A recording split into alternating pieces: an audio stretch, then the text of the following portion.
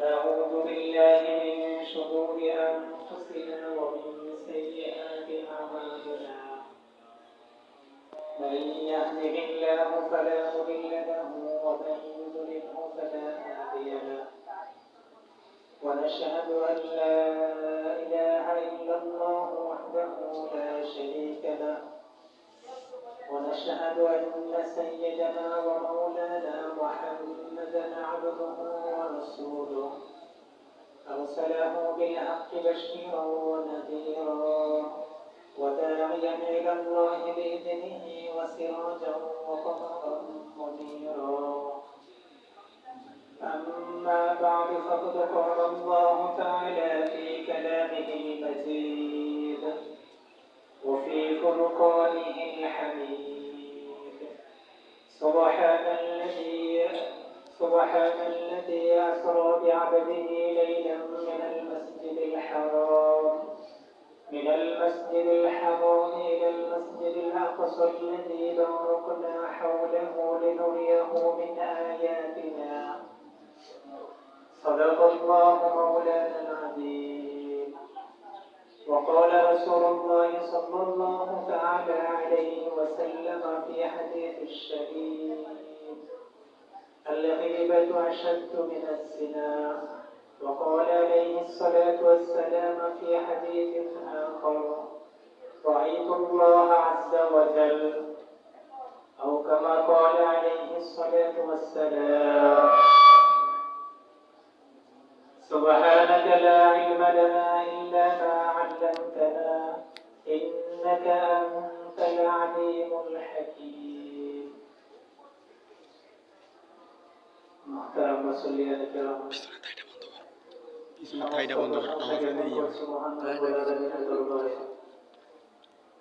যে মহান রব্বুল আলামিন আমাদেরকে দুনিয়াবি বহু কর্মব্যস্ততা থেকে অবসর করে তার মহান এক বিধান জুমার নামাজ আদায় করা সেই সুবাদে শাবান মাসের রজব মাসের শেষ জুমাতে দুনিয়ার সবচেয়ে প্রিয় জায়গা আল্লাহ তাআলার দরবারে আল্লাহর মসজিদ সেই মসজিদে এসে জুমার পূর্ব মুহূর্তে তিনি কিছু কথা বলা এবং শোনার মতো তৌফিকটুকু দান করেছেন সেজন্য সেই রব্বুল আলামিনের দরবারে আমরা দিল থেকে শুকরিয়া আদায় করি সকলে বলি আলহামদুলিল্লাহ। আজকে রজব মাসের 30 তারিখ। রজব মাস আমাদের থেকে বিদায় নিয়ে যাচ্ছে। আল্লাহ পাক রব্বুল আলামিন পবিত্র কোরআনুল কারীমের মধ্যে বলেন ইন্না ইদ্দাতাশ শুহুরি ইনদাল্লাহি 12 শাহরান ফি কিতাবিল্লাহ লা আখিরাল আয়া। শেষের আল্লাহ রব্বুল আলামিন বলেন মিনহা আরবাতুন হুরুম। আল্লাহ পাকের গণনা মতে মাসের সংখ্যা হলো 12টি। তার মধ্য থেকে 4টি মাস হলো সম্মানিত, অতি সম্মানিত মাস হলো 4টি। তার মধ্য থেকে একটা মাস হলো রজব মাস। সেই রজব মাস আজকে আমাদের থেকে বিদায় নিয়ে চলে যাবে। রাসূলুল্লাহ সাল্লাল্লাহু আলাইহি ওয়াসাল্লামের অভ্যাস ছিল রজব মাস যখনই শুরু হইত তখন রাসূলুল্লাহ সাল্লাল্লাহু আলাইহি ওয়াসাল্লাম বেশি বেশি আল্লাহ তাআলার কাছে দোয়া করতেন আল্লাহুম্মা বারিক লানা ফি রজব ওয়া শাবান ওয়া বাল্লিগনা রমাদান। হে আল্লাহ, আপনি রজব এবং শাবান মাসের মধ্যে বরকত দান করুন এবং আপনি আমাদেরকে রমজান পর্যন্ত পৌঁছে দিন। এজন্য এই দোয়াটা বেশি বেশি করা, রজব এবং শাবান এই দুটো মাসে বেশি বেশি দোয়াটা করব আমরা। এই রজব মাসের ঐতিহাসিক ঘটনা, রজব মাসের 27 তারিখে 27 রাতে যদিও একতলাফ আছে কিন্তু প্রসিদ্ধ মত হলো রজব মাসের 27 তারিখে রাসূলুল্লাহ সাল্লাল্লাহু আলাইহি ওয়াসাল্লামের মেরাজ হয়েছে। রাসূলুল্লাহ সাল্লাল্লাহু আলাইহি ওয়াসাল্লাম মেরাজে গিয়েছেন রজব মাসের 27 তারিখে। এখন আমাদের সমাজের মধ্যে মেরাজ উপলক্ষ করে দেখা যায় মসজিদগুলিতে কিছু কিছু মসজিদে কিছু কিছু এলাকায় রজব মাস উপলক্ষে বিভিন্ন ধরনের কুসংস্কার প্রচলিত আছে যে 27 রজবের মধ্যে 27 রজব আসলে তারা বিভিন্ন ধরনের হালুয়া রুটির আয়োজন করে, মিষ্টান্ন জিনিসের আয়োজন করে, এইগুলির আয়োজন করে, সারা রাত ইবাদত করে, কিন্তু পরবর্তীতে ফজরের নামাজ পড়ে না। তাইলে কি হলো যে রজব মাসের যে আমল নিজেদের থেকে বানিয়ে নিয়েছে, অথচ সহিহ কোরআন এবং সহিহ হাদিসের কোথাও নেই রজব মাসের বিশেষ কোনো আমলের কথা। রজব মাসের বিশেষ কোনো আমলের কথা কোরআন এবং সহিহ হাদিসের কোথাও নেই, কিন্তু আমাদের সমাজের মধ্যে এগুলো খুব প্রচলিত আছে। আল্লাহ পাক রব্বুল আলামিন আমাদের সবাইকে সঠিক বুঝ নসিব করুন। আমিন। রজব মাস থেকে, রজব মাসের যে মেরাজে রাসূলুল্লাহ সাল্লাল্লাহু আলাইহি সাল্লাম ভ্রমণ করেছেন, এটা 100% সত্য। এই কথার উপর সকলের ঈমান রাখতে হবে। রাসূলুল্লাহ সাল্লাল্লাহু আলাইহি সাল্লাম মেরাজে গিয়েছেন, তারিখ নিয়ে যদিও একটা আমাদের কিছু মেরাজ হয়েছে এটা এবং সশরীরে হয়েছে, এতে কোনো সন্দেহ নেই। এটার সমাধানে আল্লাহ পাক রব্বুল আলামিন সূরা বনী ইসরাঈলের প্রথমেই বলেন, সুবহানাল্লাযী আসরা বি'আবদিহি লাইলাম মিনাল মাসজিদিল হারাম ইলাল মাসজিদিল আকসা আল্লাযী বারাকনা হাওলাহু লিনুরিয়াহু মিন আয়াতিনা। আল্লাহ পাক রব্বুল আলামিন বলেন, ওই আল্লাহ কত পবিত্র, ওই সত্তা কত পবিত্র, আল্লাযী আসরা বি'আবদিহি, যিনি স্বীয় বান্দা, তার বিশেষ বান্দা, আব্দ শব্দের অর্থ হলো বিশেষ বান্দা, যিনি তার বিশেষ বান্দাকে সফর করিয়েছেন, ভ্রমণ করিয়েছেন। সুবহানাল্লাযী আসরা বি'আবদিহি লাইলান, লাইলান মানে হলো রাতের বেলা। এখানে লাইল শব্দের অর্থ হলো রাতের একটা অংশে, পুরো রাতে না। রাসূলুল্লাহ সাল্লাল্লাহু আলাইহি ওয়াসাল্লামকে আল্লাহ পাক রব্বুল আলামিন মেরাজে নিয়ে গিয়েছেন পুরো রাতে না, রাতের একটা অংশে। আল্লাহ পাক বলেন, ওই আল্লাহ কত পবিত্র, ওই সত্তা কত পবিত্র, যিনি তার বিশেষ বান্দাকে রাতের একটি অংশে ভ্রমণ করিয়েছেন। মিনাল মাসজিদিল হারাম ইলাল মাসজিদিল আকসা, কোথায় থেকে কোথায় পর্যন্ত ভ্রমণ করিয়েছেন?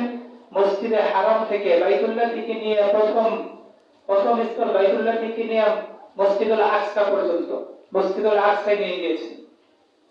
আল্লাযী বারাকনা হাওলাহু, যে বাইতুল মুকাদ্দাসের মসজিদে আকসার আশপাশে আল্লাহ পাক রব্বুল আলামিন বরকত রেখেছেন।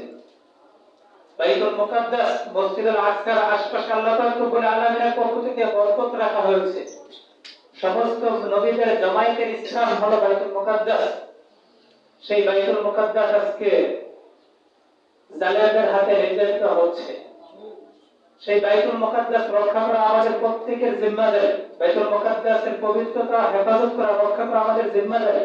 রাসূলুল্লাহ সাল্লাল্লাহু আলাইহি সাল্লামের মেরাজে এটা একটা শিক্ষা যে বাইতুল মুকাদ্দাসকে রক্ষা করার জন্য আমাদের সামর্থ্য অনুযায়ী চেষ্টা চালাতে হবে। বাইতুল মুকাদ্দাসে যখন রাসূলুল্লাহ, আমি পুরো বর্ণনা করতে চাচ্ছি না, বর্ণনা আমরা সবাই জানি। বাইতুল মুকাদ্দাসের মধ্যে রাসূলুল্লাহ সাল্লাল্লাহু আলাইহি সাল্লামকে যখন নিয়ে আসা হয়েছে, তখন রাসূলুল্লাহ সাল্লাল্লাহু আলাইহি সাল্লাম বাইতুল মুকাদ্দাসের মধ্যে সমস্ত নবীদের ইমামতি করেছেন। এখানে থেকে রাসূলুল্লাহ সাল্লাল্লাহু আলাইহি ওয়াসাল্লাম ইমামুল মুরসালিন উপাধিতে ভূষিত হয়েছেন। ইমামুল মুরসালিন, খাতামুল আম্বিয়া, খাতামুন নবিয়্যিন। রাসূলুল্লাহ সাল্লাল্লাহু আলাইহি ওয়াসাল্লাম সমস্ত নবীদের ইমামতি করেছেন এই বাইতুল মুকাদ্দাসের মধ্যে।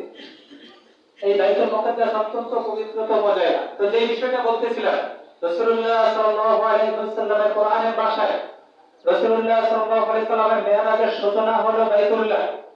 ওইখান থেকে নিয়ে বাইতুল মুকাদ্দাস, বাইতুল মুকাদ্দাস থেকে একে একে একে একে করে সপ্ত আসমান পাড়ি দিয়ে আল্লাহ পাক রব্বুল আলামিনের সাথে সরাসরি কথোপকথন। ওইখান থেকে রাসূলুল্লাহ সাল্লাল্লাহু আলাইহি ওয়াসাল্লাম 50 ওয়াক্ত থেকে কমাইতে কমাইতে 5 ওয়াক্ত নামাজ নিয়ে এসেছেন রাতের মধ্যে। আর শেষ হওয়ার আগে এক পর্যায়ে রাসূলুল্লাহ সাল্লাল্লাহু আলাইহি ওয়াসাল্লাম যখন ফজর নামাজ পড়েছেন, ফজর নামাজের পরে উপস্থিত সাহাবায়ে কেরামদেরকে লক্ষ্য করে বলতেছিলেন, এই মেরাজের বর্ণনা শোনাচ্ছিলেন, যে বলতেছিলেন যে আমার উপর মেরাজ থেকে 5 ওয়াক্ত নামাজকে ফরজ করা হয়েছে, আমি এই দেখেছি। আল্লাহ পাক রব্বুল আলামিন রাসূলুল্লাহ সাল্লাল্লাহু আলাইহি ওয়াসাল্লামকে যে মেরাজে নিয়ে গিয়েছেন, তার রাসূলুল্লাহ সাল্লাল্লাহু আলাইহি ওয়াসাল্লামের সাথে তখন ছিল দুইজন ফেরেশতা, হযরতে জিবরাইল আলাইহিস সালাতু ওয়াস সালাম এবং হযরতে মিকাঈল আলাইহিস সালাতু ওয়াস সালাম। কিসে নিয়ে গমন করেছেন এই নিয়ে বিভিন্ন ধরনের কথা আছে। এক কথায় বলতে পারি আমরা ঘোড়াকে দিয়ে গমন করেছে। ঘোড়া যেটা গাধার চেয়ে একটু বড় কিন্তু খচ্চরের চেয়ে ছোট, এই ধরনের একটা প্রাণী। ঘোড়াকে রাসূলুল্লাহ সাল্লাল্লাহু আলাইহি ওয়াসাল্লাম গমন করেছেন, যার গতি ছিল চোখের দৃষ্টি যথায় পড়ে তার চেয়ে বেশি গতি ছিল। এটাকে রাসূলুল্লাহ সাল্লাল্লাহু আলাইহি ওয়াসাল্লাম মেরাজে গমন করেছেন। রাসূলুল্লাহ সাল্লাল্লাহু আলাইহি ওয়াসাল্লাম যখন মেরাজ থেকে ফিরে এসে ফজর নামাজ পড়ার পরে সাহাবায়ে কেরামদেরকে ঘটনা বলতেছিলেন, তখন মক্কার কাফেররা এটাকে অস্বীকার করলো। তারা বলল, এত অল্প সময়ের মধ্যে এটা কিভাবে সম্ভব, আমরা এটা মানি না। একথা বলে তারা আবু বকর সিদ্দিক রাদিয়াল্লাহু তাআলা আনহুর কাছে গেল। তারা ভাবলো যে তাকে তো আবু বকর বিশ্বাস করে, আবু বকর কাছে গিয়ে আবু বকরের কাছে এই ঘটনা বলি, দেখি সে কি বলে। মক্কার কাফেররা আবু বকর সিদ্দিক রাদিয়াল্লাহু তাআলা আনহুর কাছে গিয়ে বলতেছে, হে আবু বকর, তোমার বন্ধু এমন কথা বলে যেটা বিশ্বাস করার মতো না। আবু বকর সিদ্দিক রাদিয়াল্লাহু তাআলা আনহু বলেন, কি বলে? তখন তারা বলে যে তোমার বন্ধু নাকি রাতের অল্প কিছু সময়ের মধ্যে, এক রাতের ভিতরেই বাইতুল্লাহ থেকে নিয়ে মসজিদুল আকসা, ওইখান থেকে নিয়ে সপ্ত আসমান সহ আল্লাহ তাআলার সাথে কথোপকথন, জান্নাত জাহান্নাম সব কিছু দেখে এসেছেন। জান্নাতে কি কি শান্তি এবং কি নাজ নেয়ামত, এই সব কিছু দেখেছেন। জাহান্নামে কোন পাপের কি শাস্তি, এই সব কিছু দেখে এসেছেন। তুমি কি বলো? আবু বকর সিদ্দিক রাদিয়াল্লাহু তাআলা তখন বলেন, এটা কি মুহাম্মদ সাল্লাল্লাহু আলাইহি সাল্লাম বলেছেন? তখন তারা বলল, হ্যাঁ, তোমার বন্ধু মুহাম্মদ বলেছেন। তখন আবু বকর সিদ্দিক রাদিয়াল্লাহু তাআলা বলেন, হ্যাঁ, অবশ্যই আমি এটা মানলাম, অবশ্যই এটাকে আমি বিশ্বাস করব। সুবহানাল্লাহ। এই ছিলেন সাহাবায়ে কেরাম। আমান সামিনা ওয়া আতাউনা, এটাকে বলে সামিনা ওয়া আতাউনা, শুনলাম এবং মানলাম। বাস ওইখান থেকে আবু বকর সিদ্দিক রাদিয়াল্লাহু তাআলা আনহুর উপাধি দেওয়া হয়েছে সিদ্দিক। এরপরও মক্কার কাফেররা মানে নেই। তারা না মানে পরবর্তীতে তারা বলতেছে আবু বকরের কাছে গিয়ে কাজ হয়নি। আবার রাসূলুল্লাহ সাল্লাল্লাহু আলাইহি সাল্লামকে আটকানোর জন্য, তাকে সওয়ালের প্রশ্নের মুখাপেক্ষী করার জন্য তাকে বিভিন্ন ধরনের প্রশ্ন করলো। রাসূলুল্লাহ সাল্লাল্লাহু আলাইহি সাল্লামের কাছে মক্কার কাফেররা আবু বকরের কাছ থেকে ফিরে এসে প্রশ্ন করলো, আচ্ছা তুমি বলো তো দেখি, বাইতুল মুকাদ্দাস যে দেখেছো, বাইতুল মুকাদ্দাসের কয়টা দরজা, কয়টা জানালা, কয়টা সিঁড়ি আছে, বলো তো দেখি। আচ্ছা, কোন ব্যক্তি বাইতুল মুকাদ্দাস যদি দেখলো, স্বাভাবিকভাবেই তো সে কয়টা সিঁড়ি আছে, কয়টা দরজা, কয়টা জানালা, এগুলো কি গণে মানুষে? গণে না। কিন্তু মক্কার কাফেররা তো রাসূলকে আটকানোর জন্য প্রশ্ন করেছে। রাসূলুল্লাহ সাল্লাল্লাহু আলাইহি সাল্লাম খুব পেরেশান। পরক্ষণে আল্লাহ পাক রব্বুল আলামিন রাসূলুল্লাহ সাল্লাল্লাহু আলাইহি সাল্লামের সামনে পুরো বাইতুল মুকাদ্দাসের চিত্রটাকে তুলে ধরেছেন। সুবহানাল্লাহ। রাসূলুল্লাহ সাল্লাল্লাহু আলাইহি সাল্লাম বাইতুল মুকাদ্দাসটা দেখতেছেন, আর তার কয়টা সিঁড়ি এগুলি বলতেছেন, কয়টা দরজা, কয়টা জানালা, একেবারে পুঙ্খানুপুঙ্খানুভাবে তাদেরকে উত্তর দিয়েছেন। তারা উত্তর শুনে একেবারে নিরুত্তর হয়ে গেল, কিন্তু ঈমান নসিব নেই, ঈমান আনে নেই।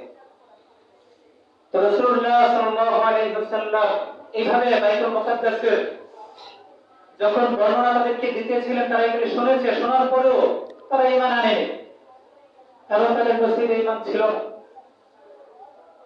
আমি যে বিষয়টা ওইখানে বোঝার উদ্দেশ্য, আমার বর্ণনা বলার উদ্দেশ্য না, যে রাসূলুল্লাহ সাল্লাল্লাহু আলাইহি ওয়াসাল্লাম যখন ফেরেশতাগণ নিয়ে গিয়েছেন, এক এক বর্ণনা আছে এখানে। এক বর্ণনা অনুযায়ী রাসূলুল্লাহ সাল্লাল্লাহু আলাইহি ওয়াসাল্লাম হাদিসের মধ্যে এসেছে, তিনি উম্মে হানির ঘরে শয়ন অবস্থায় ছিলেন, শোয়া অবস্থায় ছিলেন। ওইখান থেকে রাসূলুল্লাহ সাল্লাল্লাহু আলাইহি ওয়াসাল্লামকে প্রথমে হাতিমে কাবা, যেটাকে বলা হয় কাবার পাশে একটা জায়গা, হাতিমে কাবা বলা হয়, ওইখানে রাসূলুল্লাহ সাল্লাল্লাহু আলাইহি ওয়াসাল্লামকে প্রথমে নিয়েছেন। ওইখানে নেওয়ার পরে তার সিনা চাক করেছেন। সবকে সদর আমরা বুঝি, যেটাকে সবকে সদর করেছেন, সিনা চাক করেছেন। রাসূলুল্লাহ সাল্লাল্লাহু আলাইহি ওয়াসাল্লামের সিনা চাক সর্বমোট 4 বার হয়েছে। নবুয়তের আগে 2 বার, নবুয়তের পরে 2 বার। রাসূলুল্লাহ সাল্লাল্লাহু আলাইহি ওয়াসাল্লামের প্রথম সিনা চাক হয়েছে হালিমা সাদিয়ার অধীনে যখন ছিলেন, ছোট অবস্থায়, শিশু অবস্থায়, শিশুকালে তার ভাইয়ের সাথে যখন ছাগল চড়াইতে গিয়েছিলেন তখন। দ্বিতীয়বার রাসূলুল্লাহ সাল্লাল্লাহু আলাইহি ওয়াসাল্লামের সিনা চাক হয়েছে রাসূলুল্লাহ সাল্লাল্লাহু আলাইহি ওয়াসাল্লামের বয়স যখন 10 বছর ছিল তখন। তৃতীয়বার সিনা চাক হয়েছে রাসূলুল্লাহ সাল্লাল্লাহু আলাইহি ওয়াসাল্লামের বয়স যখন 40 বছর তখন। চতুর্থবার সিনা চাক হয়েছে এই যে মেরাজের সময়।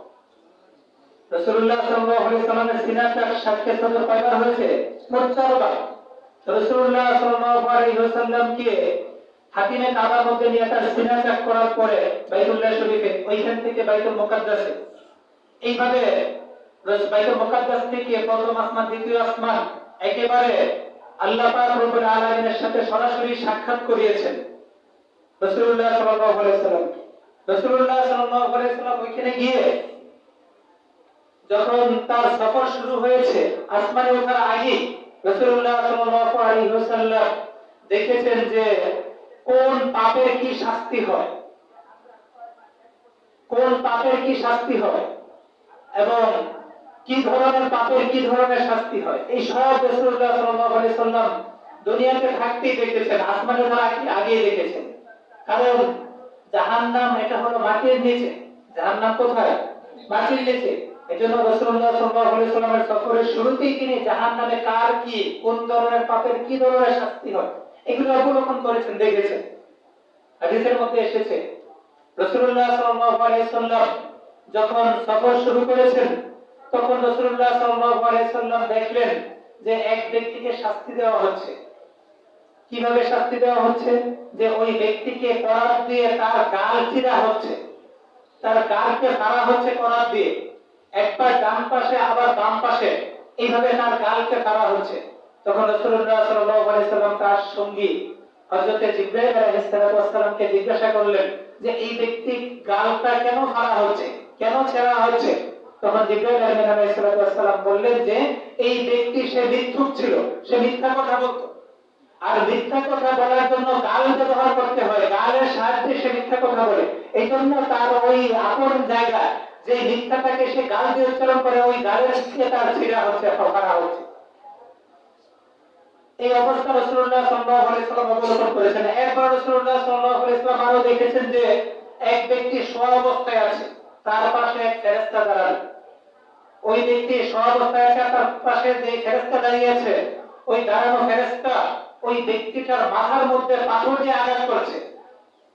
পাথর দিয়ে আঘাত করার কারণে ওই ব্যক্তির মাথার খুলি এবং মাথার বগল সবগুলি একেবারে ভেঙে চুরমার হয়ে গিয়েছে এবং ওই পাথরটা ওইখান থেকে লাগার পরে অন্য জায়গায় গিয়ে পড়েছে। অন্য জায়গায় গিয়ে পড়ার পর ওই ফেরেশতা, যে ফেরেশতা দাঁড়িয়েছিলেন, ওইখান থেকে পাথরটা আনতে যান। আনতে আনতে আবার যখন ওই শান্ত শোয়া ব্যক্তির কাছে আসেন তখন আবার ওই ব্যক্তির মাথাটা আগের মতো সুস্থ হয়ে যায়। আবার এইভাবে পাথর দিয়ে আঘাত করতে যান, আঘাত করতে থাকেন। আঘাত করার পরে আবার পাথরটা ওইখানে যায়, আবার আনেন, আবার আগের মতো হয়ে যায়। এই অবস্থা রাসূলুল্লাহ সাল্লাল্লাহু আলাইহি ওয়াসাল্লাম যখন দেখেছেন তখন জিজ্ঞাসা করেছেন যে এই ব্যক্তির এই শাস্তি কেন হচ্ছে?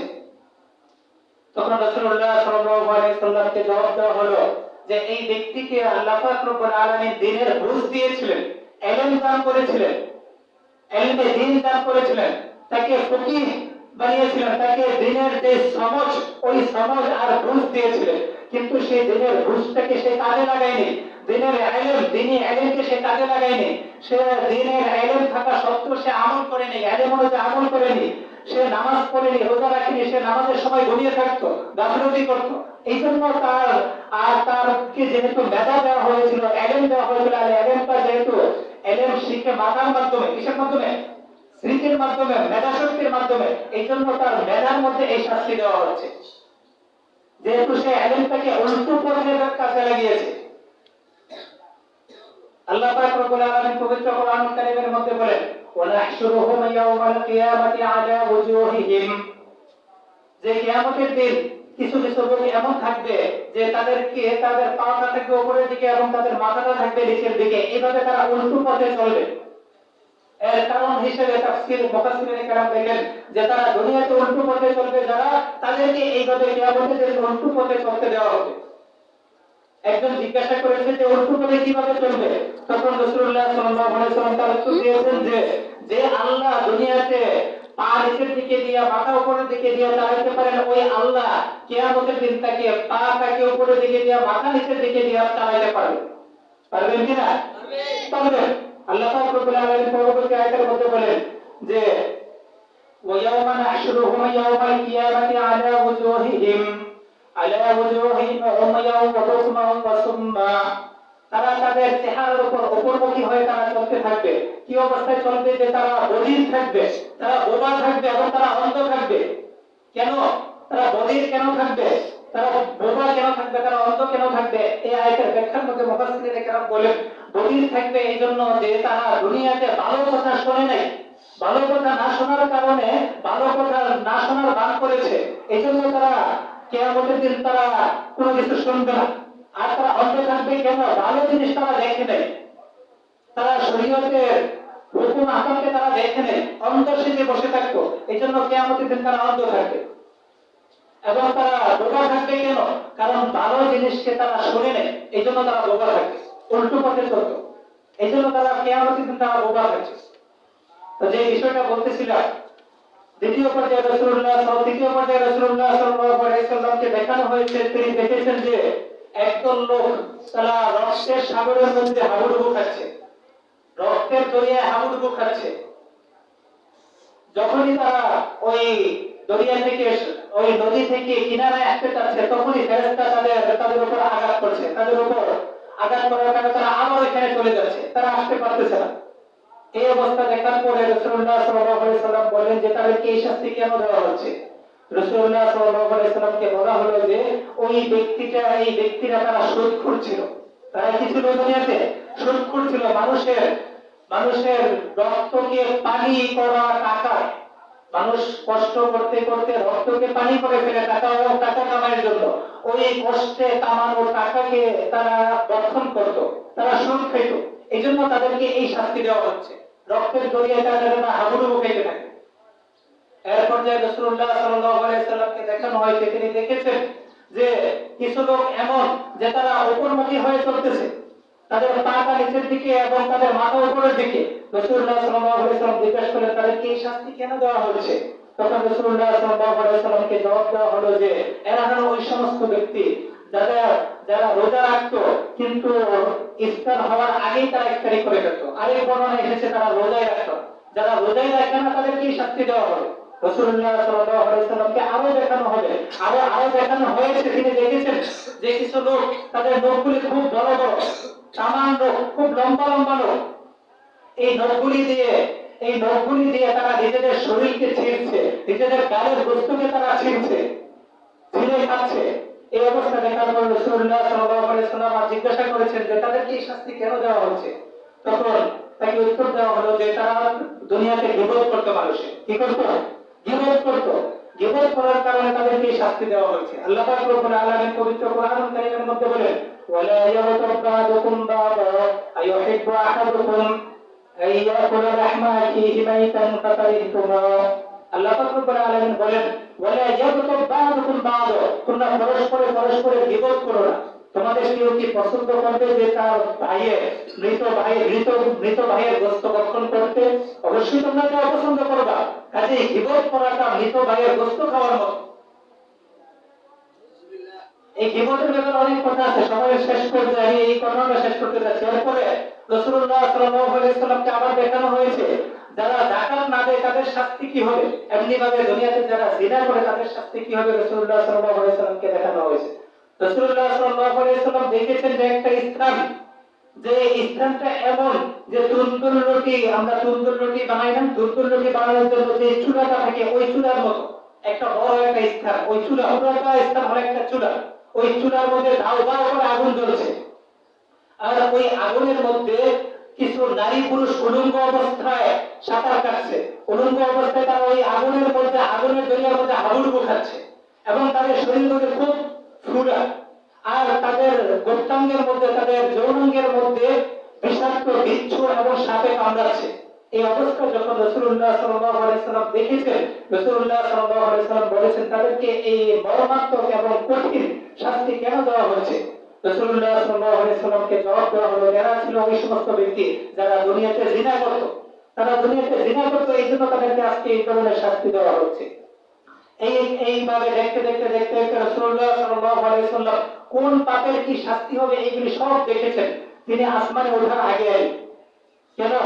কারণ জাহান্নাম হলো জমিনের নিচে। জাহান্নাম কোথায় এই ব্যাপারে অনেক কথা আছে। আল্লামা মুফতি শফি রাহমাতুল্লাহি আলাইহি তাফসীরে মারুফুল কোরআনের মধ্যে বলেন যে জাহান্নাম হলো সপ্ত জমিনের 7 স্তরের নিচে হলো জাহান্নাম। ওইখানে জাহান্নামটাকে আল্লাহ পাক রব্বুল আলামিন তাকে সংকুচিত করে আবদ্ধ করে রেখেছেন। কিয়ামতের দিন আল্লাহ পাক রব্বুল আলামিন আসমানের নিচে, সপ্ত আসমানের নিচ পর্যন্ত পুরোটাকে জাহান্নাম বানায় ফেলবেন। ওই জাহান্নামটাকে ওই দিন উন্মুক্ত করবে। তো ওই জাহান্নামকে ওইখানে রেখেছেন। তো আল্লাহ পাক রব্বুল আলামিন যা ইচ্ছা তাই করতে পারেন। এই যে বিষয়টা বলতেছিলাম যে জাহান্নাম, এরপরে জাহান্নামের এই অবস্থা রাসূলুল্লাহ সাল্লাল্লাহু আলাইহি সাল্লাম যখন অবলোকন করেছেন, যখন দেখেছেন, তখন তিনি তাকে প্রথম আসমান, দ্বিতীয় আসমান করতে করতে একেবারে সপ্তম আসমান, ওইখানে যাওয়ার পরে তিনি জান্নাত জাহান্নাম দেখেছেন, জান্নাত দেখেছেন। জান্নাতের মধ্যে কোন নেক আমলের কি শান্তি, কি প্রতিদান, কি সব, এই সব তিনি দেখেছেন, সব দেখেছেন। রাসূলুল্লাহ সাল্লাল্লাহু আলাইহি সাল্লামকে আল্লাহ পাক রব্বুল আলামিন সবকিছু দেখিয়েছেন। তাইলে মেরাজ থেকে আমরা যে শিক্ষাটা অর্জন, এই দিকে আমি দেখতে পাচ্ছি না, সবাই শেষ হয়ে গেছে। তাহলে মেরাজ থেকে আমরা যে শিক্ষাটা পাইলাম, সর্বশেষ কথা, সবকিছু দেখার পরে রাসূলুল্লাহ সাল্লাল্লাহু আলাইহি ওয়াসাল্লাম 50 ওয়াক্ত নামাজকে তার উপর ফরজ করা হয়েছিল। এক পর্যায়ে মুসা আলাইহিস সালামের কাছে তিনি এসেছেন, আসার পরে বারবার যাইতে কয় ওয়াক্ত থেকে গেছে? 5 ওয়াক্ত। 5 ওয়াক্ত নামাজ আমাদের রাসূলুল্লাহ সাল্লাল্লাহু আলাইহি ওয়াসাল্লামের উপর ফরজ করা হয়েছে। এবং এই 5 ওয়াক্ত নামাজ যদি কোনো ব্যক্তি জামাতের সাথে পড়ে, তাহলে আল্লাহ পাক রব্বুল আলামিন তাকে 50 ওয়াক্তের সওয়াব দান করবে।